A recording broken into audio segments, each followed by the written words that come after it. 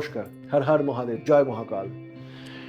Today 2025 Scorpio নিয়ে কথা বলবো। That is Scorpio house, Scorpio ascendance house and moon house Scorpio. That is Scorpio, that is বৃশ্চিক রাশি, বৃশ্চিক লগ্ন। 2025 সাল ঠিক কেমন যাবে, এক কথা, বাংলা কথায়। পজিটিভলি আমি পরপর যেমন হাউসগুলো বলে আসছি সেইভাবে ডিসকাশনে আসবো।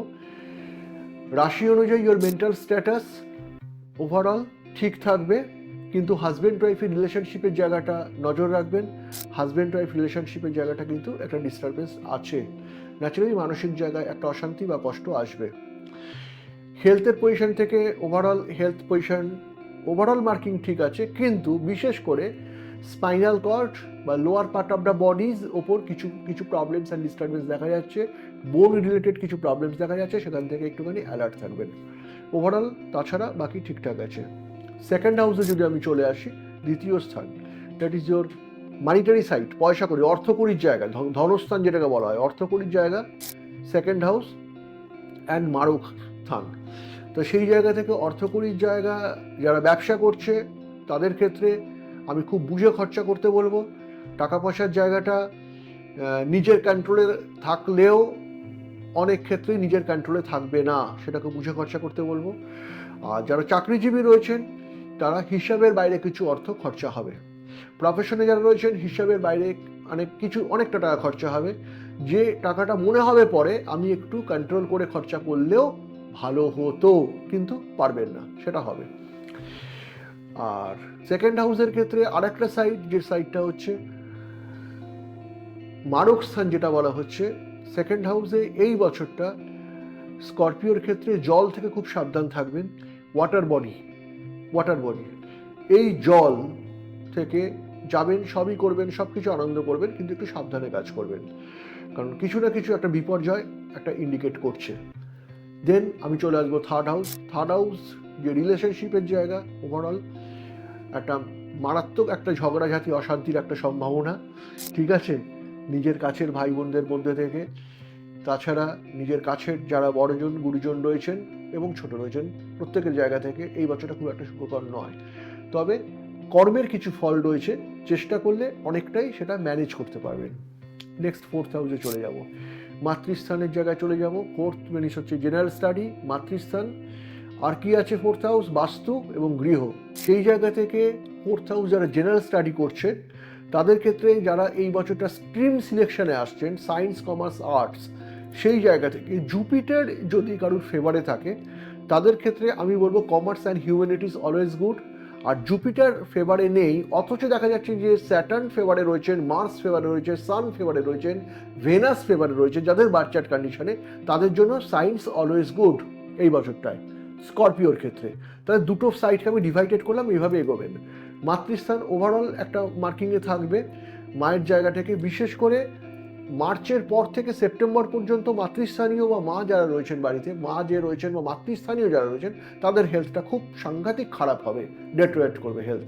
আর একটা জিনিস, এটা হচ্ছে বাস্তুর position overall on an average ঠিক আছে, খারাপ কিছু বলবো না।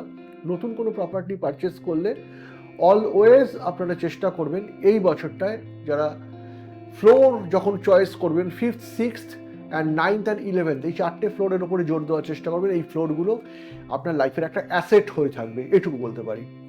নেক্সট আমি চলে যাব fifth house, higher studies.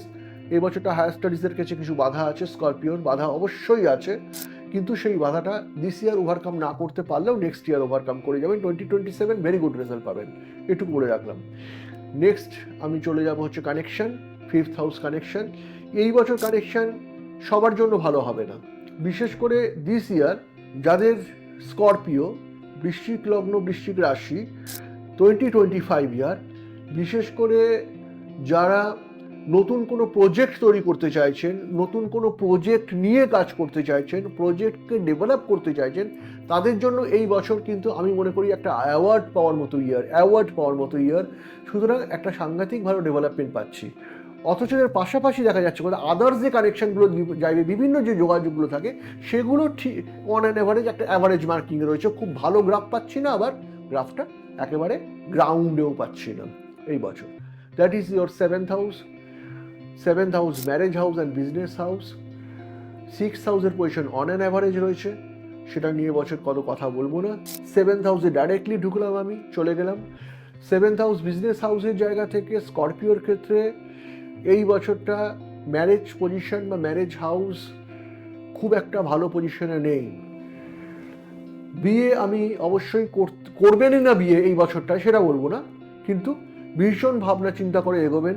Match making করে অ্যাভারেজ মার্কিং 28-এর ওপর যদি মার্কিং আসে তবে এগোবেন, বিলো 29 এগোবেন না। 7th হাউসের অপোজিট হাউস যে রয়েছেন, হাজব্যান্ড হলে ওয়াইফ, ওয়াইফ হলে হাজব্যান্ড, মানে জেন্টস হলে লেডিস, লেডিস হলে জেন্টস, অপোজিট যে হাউস রয়েছে তার 7th হাউস খুব ভালো কন্ডিশনের পজিশন থাকলে এগোবেন। আদারওয়াইজ রিস্ক 1% থাকলেও এগোবেন না, ডাউট 1% থাকলেও সেই ডাউট নিয়ে এগোবেন না, তাহলে কিন্তু জীবনে একটা বিরাট বড় বিপর্যয় এবং সেই সংসার কিন্তু টিকবে না। বিয়ে হবে, সংসার ভেঙে যাবে। আর একটা 7th হাউস এই বছর হয় যেটা হচ্ছে, এটা আশীর্বাদ আমি বলবো, যে কিছুতেই কানেকশন কারণ ম্যাচিওর করছে না এই বছরটা 2025, বিয়ের কানেকশন আসছে ভেঙে যাচ্ছে, এটা আমি আশীর্বাদ বলবো। কারণ এই বছর যাদের ম্যারেজ কানেকশন এসে ভেঙে যাবে তারা কষ্ট পেতে হয় না, মানসিক কষ্ট লাগে বা খারাপ লাগে বা মনে হয় যে কানেকশনটা পেলাম, কানেকশনটা ম্যাচিওর করলো না, ভালো কানেকশন, আমি বলবো এটা আশীর্বাদ। অভিশাপের মধ্যে দিয়ে আশীর্বাদ আপনার জীবনে এলো, কারণ এই বছর সেটা যদি ম্যাচিওর করে যায়, সেটা সাময়িক আশীর্বাদ মনে হলো, সেটা কিন্তু কার্সে পরিণত হবে, অভিশাপে পরিণত হবে, তার ম্যারেজ লাইফে বিরাট বড় বিপর্যয় আসবে। সুতরাং এই বছর কানেকশন ম্যাচিওর না করলে স্করপিও, বৃশ্চিক লগ্ন, বৃশ্চিক রাশির ক্ষেত্রে আমি মনে করি সেটা আশীর্বাদ হবে, কারণ সামনে আপনি ভালো সময় পাবেন সামনের বছরে, এই জন্য কথাটা বললাম। 8th হাউসের condition position on an average ঠিক আছে, কিন্তু একটা জিনিস ঘটবে কোথায়, নিজের বাচ্চা যারা রয়েছেন সেই বাচ্চাদের 8th হাউসে কন্ডিশনের পজিশন যা রয়েছে, বাচ্চাদের খুব আগলে রাখার চেষ্টা করবেন এই বছরটা। কারণ অনেক সময় বাচ্চারা নিজেদের স্বাধীনতা পেয়ে গিয়ে, বা বাচ্চারা অনেক ক্ষেত্রে নিজেরা নিজেদের মতো কাজ করছেন, বা অনেক এক্সকারশনে চলে যান, অনেকে লং ড্রাইভে গাড়ি চালান, অনেকে অনেক রকম রিস্ক নিয়ে ফেলেন, সেগুলো করতে দেবেন না বাচ্চাদের একটু সাবধানে রাখবেন এই বছরটা। নেক্সট হাউস থেকে চলে আসবো হচ্ছে 9th house, destiny and destination দুটোই ফেভারে রয়েছে দিস ইয়ার। অ্যান্ড 10th হাউসে যদি চলে আসি, ওয়ার্কিং পজিশন দিস ইয়ার অনেক ভালো ভালো কাজ হবে, অনেক উল্লেখযোগ্য কাজ হবে, যে কাজগুলো আপনার এতদিন হয়নি সেই কাজ ম্যাচিওর করবে, পেন্ডিং কাজ ম্যাচিওর করবে, এবং কাজের জায়গা থেকে আপনি মেন্টাল স্যাটিসফ্যাকশন পাবেন, ওয়ার্কিং পজিশন থেকে স্যাটিসফ্যাকশন পাবেন। 11th হাউসের পজিশন আমি বারবার বলেছি যে 5th house connection, 11th house হচ্ছে কানেকশন ম্যাচিওর স্টেজ, কানেকশনটাকে ম্যাচিওর করার মতো জায়গা হচ্ছে 11th হাউস। সুতরাং সে 11th হাউসের কন্ডিশন অ্যান্ড পজিশন এই বছর on an average good marking বা গুড বুকে রাখলাম। অ্যান্ড 12th হাউস নিয়ে বারবার আমি যে কথাগুলো বলে এসেছি, এই বছরও 2025 যাদের স্করপিও, বৃশ্চিক লগ্ন, বৃশ্চিক রাশি, তাদের ক্ষেত্রে আমি বলবো যে ফরেনে কোনো কানেকশন এলে এই বছর যাবেন না। তবে একটা কথা বলি, নর্থ ইস্টে যদি কোনো কানেকশন আসে সেই কানেকশনটাকে অ্যাভয়েড করবেন। নর্থ ওয়েস্টে যদি কানেকশন আসে বা সাউথ ওয়েস্টে যদি কোনো কানেকশন আসে, ইন্ডিয়া ম্যাপ বা ওয়ার্ল্ড ম্যাপকে সেই কানেকশনটাকে অ্যাকসেপ্ট করবেন, কিন্তু অ্যাকসেপ্ট করলেও সেই কানেকশনটা কিন্তু দীর্ঘদিনের জন্য আপনার লাইফে স্টে করবে না, একটা span of time, medium span of time আর শর্ট স্প্যান অফ টাইমের জন্য স্টে করবে আপনার লাইফে, সেরকম মেন্টালিটি নিয়েই এগোবেন। কারণ অ্যাভারেজ এই বছরটা 2025 স্করপিওর ক্ষেত্রে কেমন যাবে বলে দিলাম। হর হর মহাদেব বলে, জয় মহাকাল বলে চ্যানেলটা সাবস্ক্রাইব করবেন, বেল আইকন প্রেস করবেন, নোটিফিকেশন দেবেন, শ্রী জ্যোতির্ময়ের সঙ্গে চলবেন। 2025 সবার খুব ভালো কাটুক। মেবি মে নট বি বলে কোনোদিন কিছু বলিনি, আইদার ইয়েস আর নো, ওর উপর প্রেডিকশন চিরকাল করেছি, আজও করছি, লাস্ট 40 ইয়ার্স কম বেশি আমি বললাম অ্যাভারেজ মার্কিংয়ে। সুতরাং 2025 প্রত্যেকের ভালো কাটুক এবং ভালো থাকবেন সেটাই কামনা করি। নমস্কার।